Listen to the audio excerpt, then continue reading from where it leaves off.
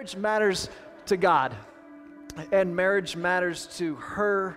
Marriage matters to him. Marriage matters. For more than a decade, it has been common for us to be bombarded with statistics about the divorce rate, and that the divorce rate is so high. So the last few weeks, I've tried to debunk a few of those ideas with some more current research, some more current statistics. And so today, as we get started, I want to share a few with you again. But I want to set it up this way. One of the things that we've been told is that the divorce rate is the same in the church as it is outside of the church. And so if it is so high, it can get personal really quickly. We can come to church and we can look around and think, wow, if the divorce rate is here, then, and I'm looking around at friends and family and people that I know and care about, and I see this transpiring, where's the hope for me and my marriage? And so, I mean, it's nowhere near what it's been said. And so I came across a little bit more encouraging information from this book, The Good News About Marriage, and wanted to share that with you.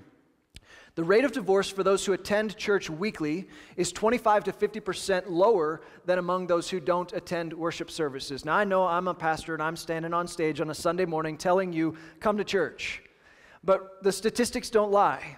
If you are here today and if you are in a church regularly, you are lowering your chances of divorce by 25 to 50% as compared to those who don't. The other thing that she says in the book, couples who prioritize their faith and pray together are dramatically happier, more connected, and closer in their marriage. So I think that speaks for itself. If you want to have a closer marriage, more connected marriage, dramatically happier marriage, then you need to be active in your faith. You need to pray together as a couple.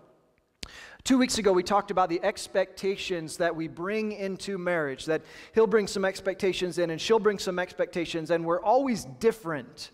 And Willard Harley wrote this book that I've used as kind of an outline for the last couple weeks here, the book His Needs, Her Needs. And he's written about the top 5 needs for a woman in marriage and the top 5 needs for a man in marriage. Last week, we talked about a woman's top 5 needs. And it was wise for me to bring my wife up on stage and share her perspective as a woman, as my woman, as my wife, on how we're doing in meeting those needs and how her needs feel met in marriage that way and what that means. I'll say this quickly, but it is a desire of mine for me, for our church, to be appropriately transparent and vulnerable. So as a leader, I hope to lead the way. I hope that our church, that we can be appropriately transparent and vulnerable with those that we care about and those that we love and those who are our neighbors and those that we work with. Because that's refreshing. It's real. And none of us are perfect. So the sooner that we try to not pretend that we're perfect and we can be appropriately real, I think the better off all of us will be. And the more that people will come to Jesus because of that. I truly believe that. Today, I want to wrap up and talk about the top 5 needs that a man has. When you think about it, you're going to understand very quickly that men and women are similar yet different. That's how we would describe what we've been talking about the past few weeks. You probably realize there are many inanimate, tangible objects in the world that we tend to assign a gender to. And we don't always think about why.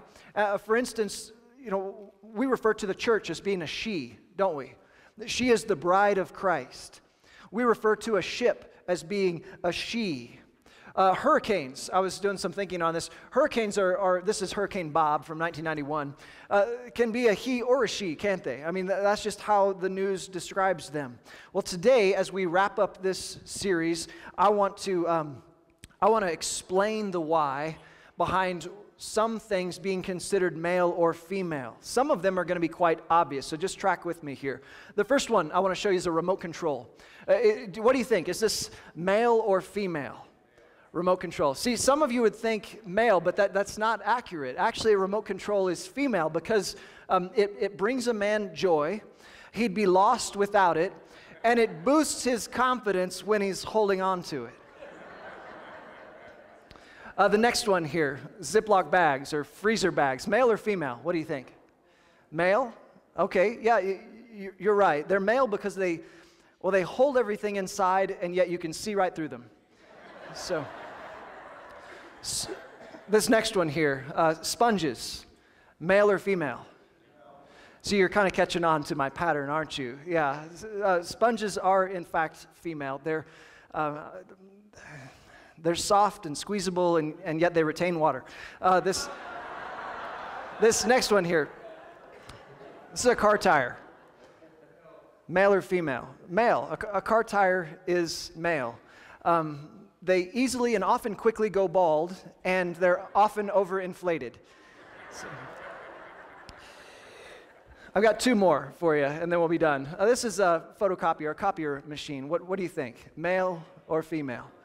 Those of you who said female, you are correct. Because once they're turned off, it takes a while for them to warm back up again, and they're not done. They are effective at reproduction if you push the right buttons, but they can wreak havoc if you push the wrong buttons. This last one more. A hammer. A hammer is in fact male. It hasn't changed a whole lot in 5,000 years. It's not real exciting, but occasionally it's handy to have around. So, all right. But do you understand the why behind the reasoning, why we assign genders to certain things, inanimate objects? I'm going to be in trouble for that one later, I can tell. But men and women, male and female, similar yet different. Now I want to clarify, I am not an expert in marriage. I have made many mistakes, countless mistakes. In fact, you might view me as simply a fellow pilgrim on this journey of trying to do better. So I've made a lot of mistakes, but I can also confidently say I am fighting for my marriage with Dana in a good way. And so I want to invite you to maybe some insight, some things that I've discovered and that we've discovered, and hopefully it can help take your marriage to another level. So we're going to get into the top 5 needs, but without further ado, I'd like to invite my wife. No, I'm just kidding. I was going to invite Dana up here today, but she said no. Top 5 needs that a man has. Number 5, starting 5 and moving up to number 1, admiration. Number 5 need of a man, admiration. Ladies, you need to understand husbands want to be admired. They want to be respected. They want their opinion to matter for something. They want their wife to look up to them as the provider and protector, to be respected by their wife. And I know you might think, well, gee, it sounds like somebody has a little bit of a shaky self-image. Well, maybe so. But God knows how He wired men, and so He has appropriately given instruction and teaching and even some commandments, expectations of wives that will align and fulfill the innate, the internal needs that men have. 2 weeks ago, we talked about mutual submission. Now, how we should each desire to meet the needs of the other, to put the other one first, to put their needs above our own, to submit one to another. Ephesians 5, verse 21. Paul writes this, submit to one another out of reverence for Christ. Not because you want to, not because, they deserve it, but out of reverence, out of a healthy respect, a healthy fear for Christ, for God. That's why we do it. The very next few verses speak directly to women, verse 22 and 23. Wives, submit to your own husbands, submit yourselves to your own husbands as you do to the Lord. For the husband is the head of the wife, as Christ is the head of the church, His body, of which He is the Savior. So, in week 1, we talked about this idea of mutual submission. We talked a little bit again last week about mutual submission and this idea that submission it's not a sign of inferiority, but it is a sign of servanthood, of servant leadership, in fact. Submission mirrors the protection, the provision that you desire. It also reveals that God knows what the male ego needs. Paul goes on to say this to husbands, verse 25. Husbands, love your wives just as Christ loved the church and gave Himself up for her. Now later on in this very same passage, down in verse 32, Paul is going to talk about the relationship between a husband and a wife and the church. And he says, hey, I know that this seems like a profound mystery to you. In other words, that it's difficult to understand. And he reiterates again, the wife must respect her husband, the husband must love his wife. And when both of you are doing your part, you are spiritually united. I've never found a wife who had a hard time being submissive to her husband, to respecting her husband, when the husband loves her and serves her the way Jesus Christ loved the church. How did He love the church? He did so sacrificially, unselfishly, willing to die for her. That's what needs to happen within a marriage relationship. And ladies, wives, women, your husband needs to feel and sense that you are in his corner, that you admire him, that you respect him. It doesn't mean he's perfect. He's not. It doesn't mean he's always going to get it right. He's not. It doesn't mean he hasn't made mistakes. He has. What it means is that you've made a commitment to him. You see something in him that others don't as easily see from their vantage point. You believe in him. After I share a message on Sunday, it's pretty common. I'll be out in the hallway and someone will walk by. A few people will walk by. Hey, great job today, preacher. Nice message, pastor. Hey, good point there. Good teaching. I appreciate that. I do. I appreciate the encouragement. I do. But I hope that you can understand there is one voice that means more than all the others. And at some point later in the day, maybe over lunch, or at some point when my wife occasionally says those words, hey, I really enjoyed that today. Hey, that was a great point. That really connected. I think that's a profound truth. That means something to me. And so maybe later today, my final point, we'll get that type of affirmation. We'll see, because you know where I'm going with the message today. But I hope that you ladies understand. Well, here's what it means to me. I want to mean something to the person who means the most to me. And so, ladies, I hope that you understand your affirmation, your admiration for him. It's a deep, profound need that he has. You speaking into his life, he has a need for that. There is some skill set that your man has that other people don't see the way that you do. And so you building him up in that, you recognizing that, admiring in him, he longs for that. He longs for you to build him up publicly, to build him up privately for something. And so this honor, this respect of the husband by the wife, it's so significant to the male ego that God's inspired word has actually included some teaching on it regarding that you can even perhaps help connect a non-Christian husband to Christ because of that. 1 Peter chapter 3, verses 1 and 2. Wives, in the same way, submit yourselves to your own husbands, so that if any of them do not believe the word, they may be won over without words by the behavior of their wives, when they see the purity and reverence of your lives. Wives, your husband has a need, a deep need for honor, for respect. It endears you to him. In the 1920s, there was a successful heavyweight boxer by the name of Jack Dempsey. He was pretty well known at the time, very successful. And one day, a reporter interviewed his wife, and the reporter asked this question of her: what's it like being married to a fighter? And she said, I didn't marry a fighter, I married a champion. Ladies, that's what your husband wants to feel. Every husband desires for his wife to see him as her champion, her knight, her warrior, her hero. And let me take this a step farther. Your husband will largely become what you say he is to him. If you build him up, if you encourage him, if you admire him, if you support him, he will live up to that expectation. And if you belittle him, and you berate him, and you nag him, and frustrate him, he will live down to that expectation. Wives, you meet a significant need deep within your husband when you respect and honor him. That's need number 5, admiration. Need number 4, shared household responsibilities. Now, I know that this kind of lacks the excitement and the passion and potential of need number 5, but a lasting, thriving, healthy marriage goes beyond all the honeymoon or the promotion or the new house. It's the nitty-gritty. It's the daily grind. It's the details of day in and day out. Willing to work together, to learn to problem solve, to figure out solutions when it comes to making a home and building a home. Now, when he wrote this book and when he did this research, Willard Harley, he wasn't talking about taking things back to a 1950s stereotype where a housewife did all of the household work and the man was out working all day long and he came home and all he did was complain about things and expected this far-fetched devotion of his wife. That's not what he's talking about. It's not like, well, he's the king of the castle. That's not what he's talking about.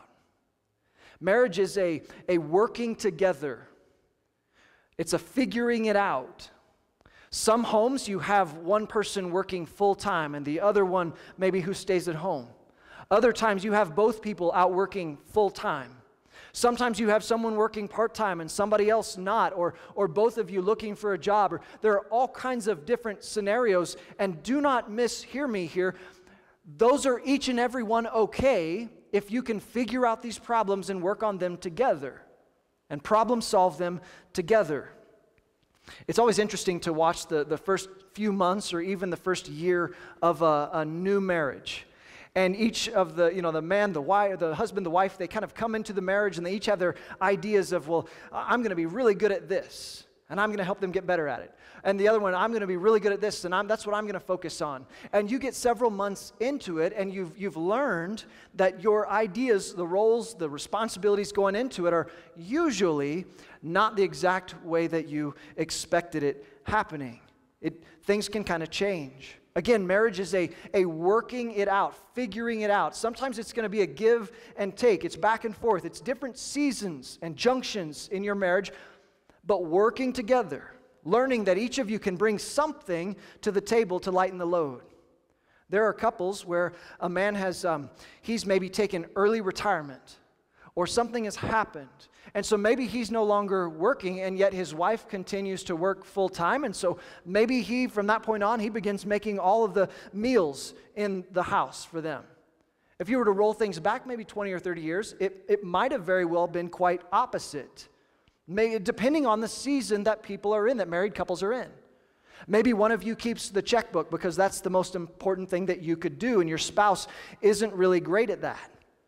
Maybe your spouse is in charge of fixing things around the house, and you are in charge of breaking things around the house. It's a give and take. You figure those things out. Maybe one of you does the grocery shopping, and one of you handles getting the oil changed in the car and taking care of maintenance and that sort of thing. Maybe one of you takes the kids to school in the morning, and the other one picks the kids up after school in the afternoon. You figure these things out. It works well for you. There's no right or wrong to this as long as you can work to agree. I kind of like to match the socks once the laundry's done. My wife likes to let me match the socks once the laundry's done. It's just not something that she enjoys doing. In 18 years of marriage, I've never once cooked a family meal for our family in our home. In 18 years of marriage, my wife has never once done our taxes or fulfilled our budget, that sort of a thing. You wouldn't want me cooking. You wouldn't want her working on our taxes. It's just not our gifting. But we're both content to work these roles out and work on things that we're strong at. You find and you figure out these things out. Understand this. There is a give and take. Now, occasionally life is going to throw you a curveball. And some of you have lived through that. Some of you might be there right now. And so what do you do when life happens? Well, I would encourage you, remember your vows. Understand that you're really trying to serve one another and be Jesus to them. This is your wife. This is your husband. So figure these things out. Whatever the time, whatever the season, whatever the task may be, don't see it as some household chore. See it as making some sort of compassionate investment in the person that you care deeply about. There's a principle found all throughout the New Testament. And it finds itself very, very clearly in Romans chapter 12, verse 10. Paul writes this, honor one another above yourselves. Over and over again, you'll see this principle throughout Scripture. Honor one another above yourselves. So why not start with your spouse? In your marriage, today, honoring one another above yourselves. Need number 4, shared household responsibilities. Need number 3 is an attractive spouse. A husband needs a spouse who is personally attractive to him. And I say that very clearly, who is personally attractive to him. Now, Dr. Willard Harley, he makes it clear that in a physical relationship, an intimate relationship, most men find it nearly impossible to appreciate a woman for her inner qualities alone. There must be more to it. In fact, Harley discovered that a man's need for physical attractiveness in a mate is quite profound. In other words, it's not that she just has great character. There's got to be some chemistry between the two. And I'm talking about this today because it's significant. And ladies, you need to understand the depth of this need. Now, I will tell you, ladies in the room, as I began working towards this message this week and considering a woman's top 5 needs, the thought entered my mind. When I look at a man's top needs and at a woman's top needs, our list, men's needs, are not near as noble as yours. Last week we covered these, right? We touched a quick refresher. A woman's top needs are affection, conversation, honesty and openness. You want us to be honest and open with you. Okay. Financial stability, family commitment. And then you can kind of look at a man's top needs, and it's like, well, we just want a wife who looks good in a bathing suit. So I get it. Our list is nowhere near as decent as yours. To add insult to injury, ladies, you don't even have this similar need in your top 5 list anywhere. You don't care what we look like. And I know you would probably respond to that, well, it's just not as high a priority as it is for men. But this idea of an attractive spouse for a man, it speaks something about the male ego. Think about the whole appearance thing for a moment. When a girl gains 10 pounds, she notices it. It bothers her. It frustrates her. When a guy gains 10 pounds, it doesn't faze him. He could gain 10 pounds each of the next 7 years, and then one day he walks in and he says, hey, why don't my clothes fit anymore? That's the type of mindset that we often have. And yet, the male ego has a need for an attractive spouse. It's important to us. You see this all the time when you see a guy going out on a date for the first time.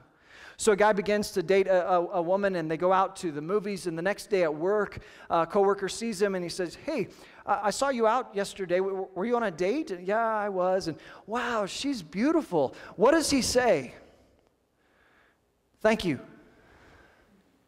As if he had anything to do with it. Well, we've been working on it, and it's been a project, but you caught her on a good day yesterday. Thank you. Has absolutely nothing to do with what he's done. But somehow he thinks that well, thank you. I appreciate the feedback. He wants to take credit for her beauty. Guys, it is a compliment to us because somehow it enhances our self-image when we are seen with a beautiful woman. And so I don't know how else I can explain it, but men, I will say this. Because this is important to us, make sure that you tell your wife that you appreciate how she looks, that you appreciate her physical appearance. The Song of Solomon is an interesting book. It is a story of intense romantic love that a husband has for his wife, that a wife has for her husband. And I'd like to read just a few lines this morning from Song of Solomon chapter 6. Some of you are maybe going to want to cover your ears because it's going to get a little intense. Remember, this is a man describing his wife to her. So Song of Solomon, chapter 6, verse 4. You are as lovely as Jerusalem. Your hair is like a flock of goats descending from Gilead. Your teeth are like a flock of sheep coming up from the washing. Each has its own twin. Each has its twin. Not one of them is missing. Now, I'm from Kansas, from the Midwest. There are regions of the Midwest where this still holds some significance. You're talking about a full set of teeth here. Amazing. She's beautiful. Now, don't miss this. I understand that the metaphors have changed, but what hasn't changed in the last 3,000 years is a man's desire for an attractive spouse. But let me make sure you understand. Don't take this wrong. What Willard Harley is saying in the book and in this concept is the wife does not have to look like a supermodel. That's not the idea. I turn 40 this coming year. I do. My wife does not turn 40 this year. But we don't have to look like we're in our 20s. That would be foolish, okay? We shouldn't try to look like people that we are not. That would be foolish. That would be ridiculous. That would be immature. However, we ought to try to look the best that we can for the other person. We have to make an effort. And so the idea here is that she cares enough about her appearance that she works at it for him. Ladies, your husband should not be comparing you to other women. But this is about what you are capable of looking like if you care about yourself and if you care enough to try and turn your husband's head. So ladies, if the only time that you get all dressed up and you do your hair up nice and you put on something nice and you spend a few hours in front of the mirror to get ready is when you're getting ready to go out on a ladies' night out with your friends, something's wrong. That's not what God has designed. The best marriages are when the inner beauty makes outer beauty come alive, and you've done so for Him. Here's the second need that a man has. Number 2 need, recreational companionship. Recreational companionship. He wants to spend time with you. A man wants to spend significant, special moments of life with someone. I mean, do you remember the creation account? Over and over again, as God is creating, each day concludes with this phrase, "It is good, it is good, it is good." And then in one moment, all of a sudden, it is not good. Genesis chapter 2, verse 18. The Lord God said, "It is not good for the man to be alone. I will make a helper suitable for him." I mean, it's quite obvious that the animals that God had created were not what Adam needed for a helpmate.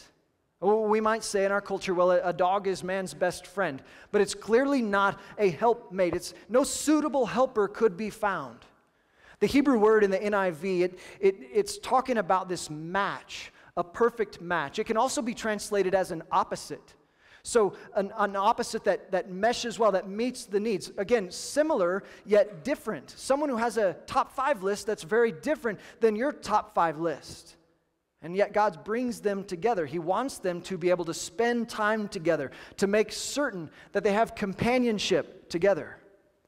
And so ladies, when you go on that motorcycle ride with him, it makes his day. And I know sometimes he maybe asks you to do some crazy things and it's much easier to say no, but sometimes just say yes. When he's like, hey, and he looks a bit like a junior hire or something, he's all excited about something. Hey, I went down to the street corner today and I bought some illegal fireworks, maybe while we were in Mexico, and I mean, they're illegal, but they're available. Do you want to come see how high they'll blow a 50-gallon drum into the air? What? Yeah, come on. Josh is going to be there and Mick's going to be there and we're going to light these fireworks underneath this metal 50-gallon drum and we're going to see how high it'll go up in the air.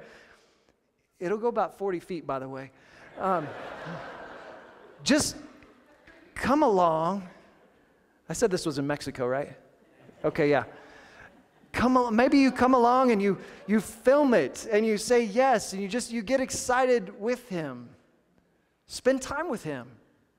If he's out in the garage working on a project, maybe you take a moment and you go out and talk with him about how's the project going, how's his day going. Maybe if he plays sports with some other men who are his age and maybe even they're out of shape, you go to that game and you cheer him on. And when the game is over, maybe you help him to the car. Open the car. Maybe you have to drive him home. But you spend time with him. Things change, obviously, the older you get, but find ways to spend time with your husband. Accept his invitations to spend time with him. My wife and I, we love spending time together and finding things that we enjoy doing together. And we find that something happens when we do that. There's an old Kenyan proverb that says this: if you want to go fast, go alone. If you want to go far, take someone with you. If you want to last, spend time with someone. If God has blessed you with marriage, then He's given you someone that you can spend time with. And I hope that you'll do so. It would be a horrible mistake to have a helpmate that God has given you, put in your life, and then to not spend time with them. All right, top need of a man. And you know what it is. No surprises here. But the number one need of a man is sexual fulfillment. Every study that's done, research shows this is always the greatest need that shows up, according to the husband. And every man, I'm sure, is glad that we're talking about this because their wives probably have said, or maybe even will say again, that's all you ever think about. That's all you ever talk about. You have a one-track mind. My lovely wife told me this last week. She said, you know, when you were talking about those boxes of expectations, and when a man looks into a woman's box with his lenses on, it's like, well, man, that's just weird. She said, I really think if a woman looked into a man's box of expectations of needs, there'd just be two things in there. It'd be food and sex. And you take care of those two things, and most of the time he's going to be okay. She's probably not too far off there. But did you know that studies confirm this topic dominates the male thought process? God made men. He made us with this profound need.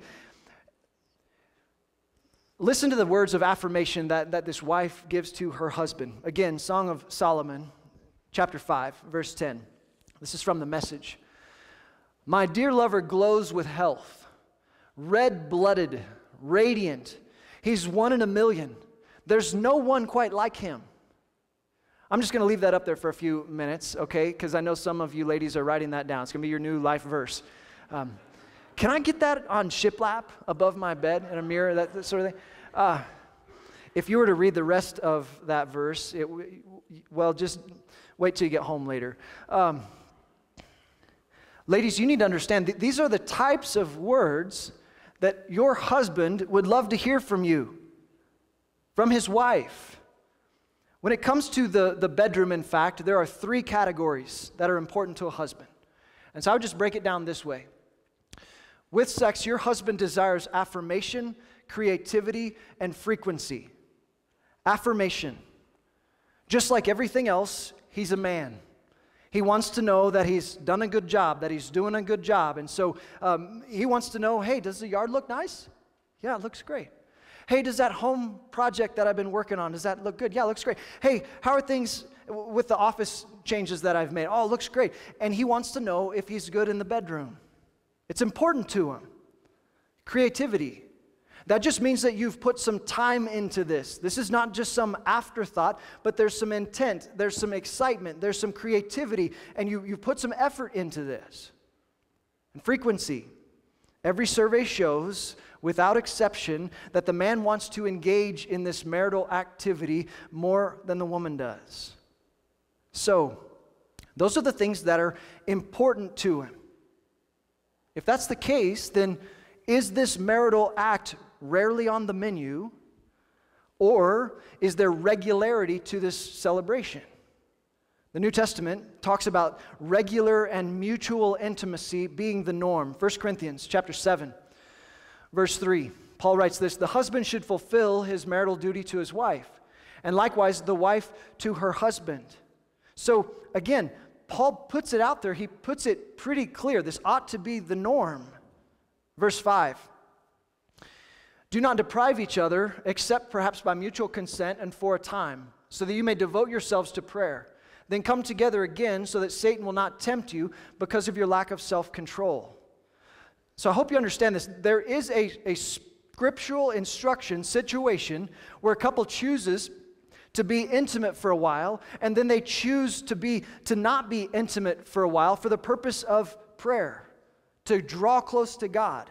And so there may be times when things happen, maybe it's due to a pregnancy or the very end of a pregnancy or after the birth of a child, or maybe a spouse is grieving the loss of a loved one, or some other tragedy has taken place, or there's been hurt or pain that hasn't been dealt with yet. And Paul says in those times, you pull away physically, but you do so for a short time, for the purpose of being closer to God, to devote yourself to prayer. But Paul says, don't do that for very long, because I've seen you're not very good with willpower, you're not very good with patience, so make this a short season.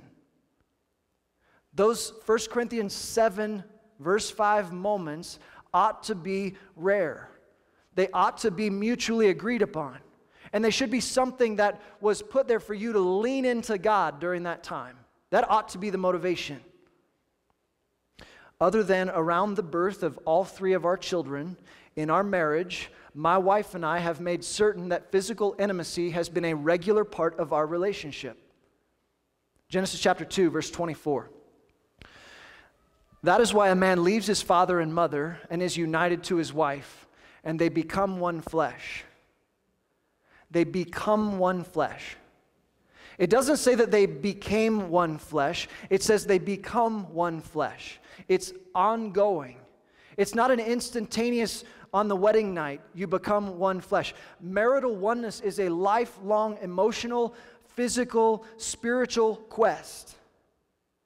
And God created you to have a passion for your spouse, for you to one another regularly enjoy things physically between the two of you.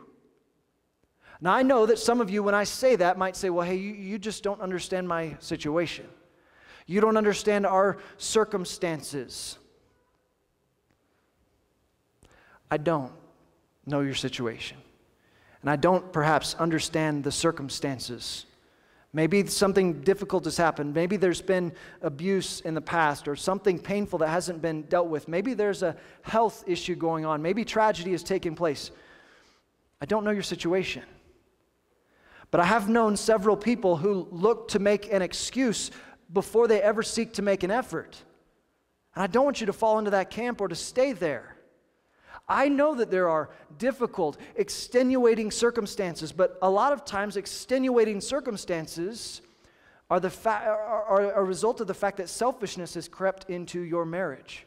Or perhaps you've lost interest in your spouse, or you've stopped working intentionally on your relationship, or you've allowed fatigue or apathy to become all-consuming. If your health allows for intimacy, and it is not part of your relationship, you are inviting temptation into your marriage. Bob Russell, a retired pastor, says this: if you're withholding intimacy from your spouse, then you are sending a starving person out into a world which is a food court with luscious aromas beckoning and many shops offering free samples. Wives, you need to affirm him. You need to encourage him. You might be shocked at the change in his behavior or the man he would become if you showed some attention to his needs. Now, ladies, last week you remember we talked to men about your need for conversation. Well, he needs sexual intimacy, and he needs it from you, and he needs it from no one else. And this is not the desire of some warped male. This is God's gift. You are God's gift to him. Virtually nothing else between the two of you will do more to encourage him than this. So here's the takeaway this week. With marriage, God is concerned with direction more than perfection. We're not talking about perfection here. Nobody's perfect. There is no perfect husband. There's no perfect wife. But what direction are you moving? What are some active things that you are doing, some steps you're taking so that you and your spouse can improve the direction of your relationship?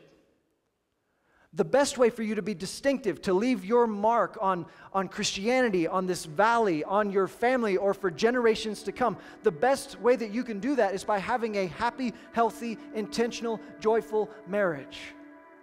I've said this before, but the best thing you can do for your children is to give them a happy, healthy marriage between you and your spouse. Things have got to be different. We've got to be distinct from the culture around us. And so again, I'll wrap up this series, Marriage Matters, with this bold truth again. Wives, respect your husband. Husbands, love your wife. Let's pray.